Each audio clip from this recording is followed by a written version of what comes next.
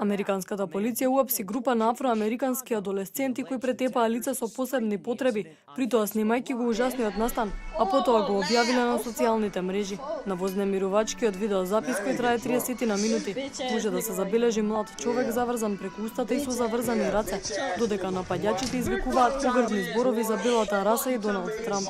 Видеото станува особено вознемирувачко кога еден од адолесцентите почнува да му го сече челото со нож.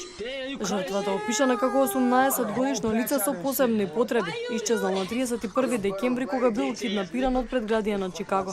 Според податоците, 18-годишникот се водел како исчезнат речиси 48 часа, а бил пронајден откако била повикана полицијата, при што било утврдено дека токму тоа е лицето од видеото. Напаѓачите се идентификувани како две момчиња и две девојчиња на возраст од 18 години. Жртвата била познајник на еден од осумничените, а веројатно се запознале во предградието.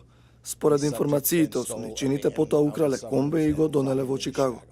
Откако бил пронајден од полицијата, лицето било веднаш пренесено во болница, а според податоците бил толку травматизиран што му требало цел ден за да прозбори. Од болницата изјавија дека физички се наоѓа во стабилна состојба.